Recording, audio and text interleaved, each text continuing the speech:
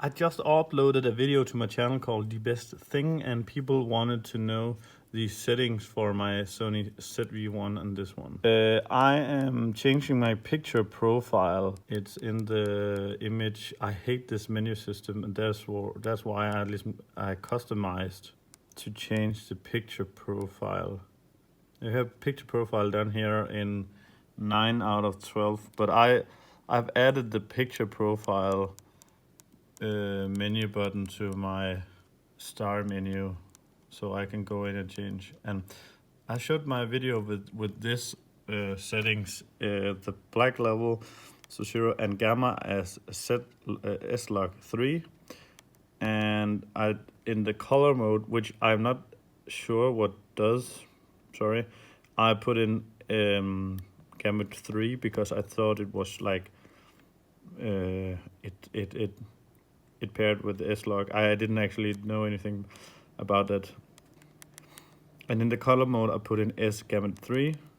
And then in detail, I put in -4 because I tend to think that these digital cameras do some sharpening that's maybe too much.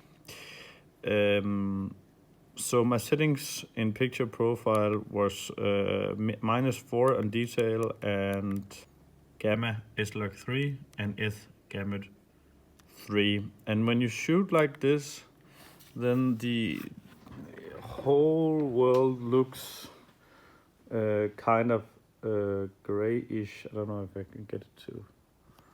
Then I actually use the mode called clear a lot, not the defocus, because outside in the bright sun, I thought it was a bit overexposed. Another thing is that in my menu settings, I recorded in 24p and in 4K. In order to get 24p instead of 25p, it is 24 frames per second because I think it looks better. And never, in my mind, record in 30. That just does not look good at all. It looks cartoonish, or it looks home video-ish. So 24p is what I want. But it was default set to that I could not put it in 24p because the file system was set in here, in the setup, was set to PAL, and I have to change it to NTSC in order to get 24p. And to get that cinematic look, you actually have to have the shutter.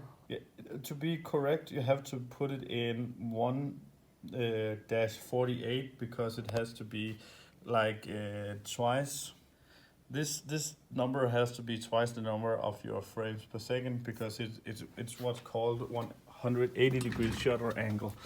And on a better camera like this one, which is so much easier to configure, you just put in the settings, you just put a shutter angle 180 degrees, and no matter what your frame rate is, it always just adjust your shutter speed. So that's so much easier, and you can do that on this small Blackmagic as well. But on this you have to like put it into 150s, and then when you do slow motion, you can go in here. There's two types of slow motion. There's the high frame rate slow motion, but I think that it's too much. But you can just go in here. I'm thinking about making a shortcut for this and change this to HD. And then I have set it to 120p on HD. And when you shoot 120p, you have to change your shutter to... You actually have to change this to 240, but you can, so 250 is the best thing you can do to make slow motion. And then another thing is, I recorded my kids, and when you record your kids, you shouldn't be recording them like from the top. You should be going down like this, just in their level. And you should do very, very slow moving of the camera, because you want to be in eye height with the kids, and you just want to be at their level. You want to make sure that they look at you, or the camera at least looking at you instead of just looking up.